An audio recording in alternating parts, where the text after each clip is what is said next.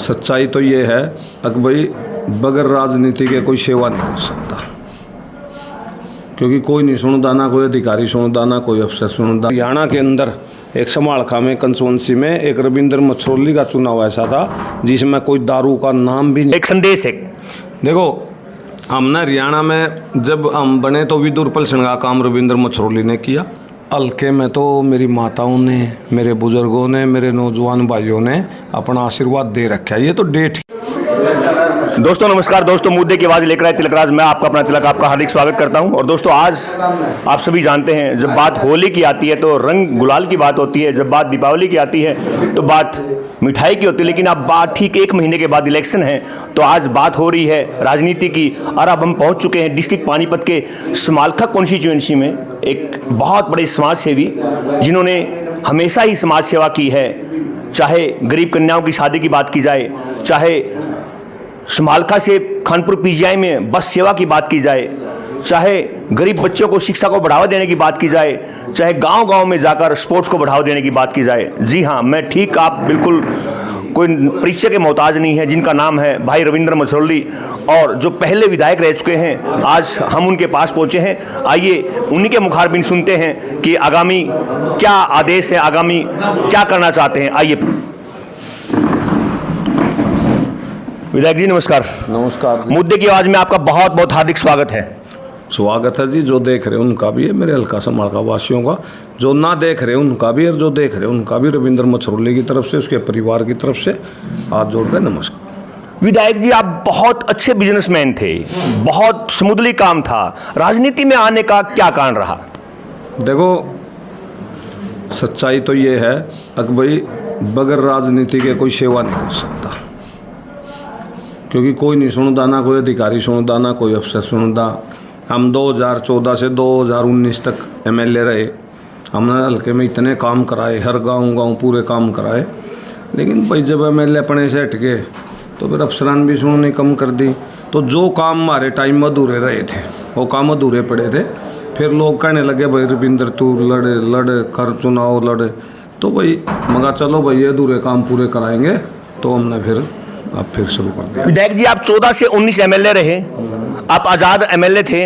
उसके बाद 19 के बाद आपने इलेक्शन क्यों नहीं फाइट किया? वो तो मैं बीमार था, काफ़ी बीमार होने के कारण मैं ज़्यादा बीमार रहा काफ़ी। अब क्या रीजन हुआ कि दोबारा फिर आप राजनीति में आ गए हैं? ये तो जो काम हमने 19 में छोड़ देते ना अधूरे, जैसे पंजाबी धर्मशाला थी, ऐसे ये धर्मा पड़ी। भाई फौजियों का भवन था वो धर्मा पड़ा, ब्याह शादियों का बैंक्वेट हॉल था वो पड़ा, गोल्डन पार्क में एक फुहारा लगवा था 82 लाख का, उसका कनेक्शन होना रह रहा था, वो नहीं होया, वो पड़ा। पार्क में रेलवे स्टेशन पार्क था, 1 करोड़ रुपए दिए थे, वो ऐसे ही पड़ा।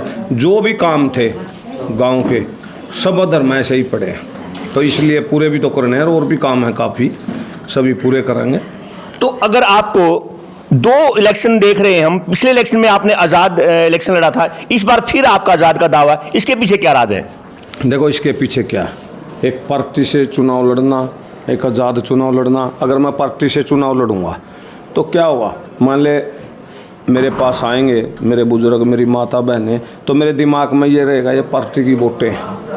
और मैं आज़ाद चुनाव लड़ता हूँ, मुझे ये पता है ये पार्टी के नहीं है, रविंद्र मछरोली की वोटें हैं। रविंद्र मछरोली को इन्होंने वोट दे रखी, इनका हक पूरा रविंद्र मछरोली के ऊपर है। जी प्रधान जी, पिछली बार आपने जब 14 में इलेक्शन लड़ा था, आपने जीता था, कितनी वोटों से जीत हुई थी आपकी? हमारी 20,500 वोटों से जीत हुई थी। और ये हुई थी जब पूरे हरियाणा के अंदर एक समालखा में कंस्टिट्यूएंसी में एक रविंद्र मछरोली का चुनाव ऐसा था जिसमें कोई दारू का नाम भी नहीं था। जो कोई दारू भी कहता उसको हम कहते थे भी वोट भी अपनी जहाँ तेरे को अच्छी लगे वहाँ डालना, लेकिन दारू पिलाने का काम हमने नहीं किया। और अब की बार भी 2024 में रविंद्र मछरोली ऐसे ही फिर कह रहा है भाई बच्चों को नशे की लत में डालने का काम रविंद्र मछरोली नहीं करता, क्योंकि 2014 और 2024 एक ही समीकरण है। और हमारे समालखा हल्के में तो मानो 2 बार मूलचंद जैन जी बने, 2 बार नलवा साहब बने, 2 बार बढ़ाना साहब बने, 2 बार धर्म सिंह बना, 2 बार कटार सिंह बना। तो अब की बार दूसरी बार इनके बेटे का रविंद्र मछरोली का नंबर है। क्या इस बार जीत का मार्जिन बढ़ेगा विधायक जी या घटेगा? मेरे तो हिसाब से 2 गुना बढ़ाना चाहिए। बहुत अच्छी बात है। प्यार और लोगों का आशीर्वाद है, क्योंकि जो एम्बुलेंस से फ्री सेवा में चल रही है आज से नहीं चल रही, कई सालों से चल रही हैं भाई। रात को दिन में अलग ड्राइवरें हैं भाई। हरिद्वार के लिए फ्री सेवा में बसें चलती हैं, उनमें खाना पीना रहना सब इनके बेटे की व्यवस्था होती है। बिंद्रावन, खाटू श्याम, अमृतसर, तो शादियों में जो भी सहयोग, पानी के टैंकर, आंखें बनवाना, जो काम इनका बेटा करता है।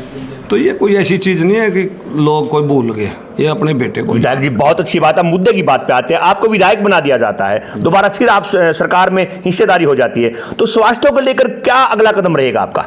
देखो, स्वास्थ्य के लिए तो हमने हॉस्पिटल बनवा रखा यहाँ। ये आपके समय में बना था? हाँ, अभी हमारे समय में बना। और मोर्चरी हाउस के भी अभी 5 करोड़ रुपए भी सीएम साहब जुरासी रैली में आए थे, जब भाई पोस्टमार्टम हमने वहाँ कराना पड़ता। हालांकि भाटिया साहब इसका उद्घाटन भी कर गए, लेकिन वहीं यहाँ चालू नहीं हो रही, तो यहाँ मिल नहीं रहा। अब सबसे बड़ी जो समस्या आ रही है, रोजगार की समस्या आ रही है। क्या त्राहिमाम जहां भी देखते हैं वहां पर रोजगार को लेकर बहुत दुखी हैं युवा। उनके लिए क्या सोचा आपने, क्या प्लानिंग किया आपने युवाओं के रोजगार के लिए? देखो भाई साहब, वो तो हम भी देख रहे हैं, जो विदेशों में बच्चे भाग रहे हैं, वो क्यों भाग रहे हैं? वो यहाँ रोजगार नहीं है इसलिए भाग रहे हैं, बेरोजगारी को देखते हुए भाग रहे हैं। और जो आप पत्रकार बने हो, मेरा तो आइडिया ये है कि आप भी बेरोजगारी देख कर बने हो, ये ना बने हो तो आप बता दो, क्योंकि आप भी अच्छे परिवार से अच्छे संभाल लिया आपने। नहीं, आप एक जाने माने हरियाणा के, हर आदमी आपका नाम जानता है, तो इस बात की भी। इसके लिए बहुत बहुत शुक्रिया। अब इस जनता के लिए, जो समालखा हल्के की जनता है, समालखा हल्का आपका परिवार है, उनके लिए क्या संदेश देना चाहेंगे? उनके लिए क्या आपकी तरफ से प्यार प्रेम एक संदेश है?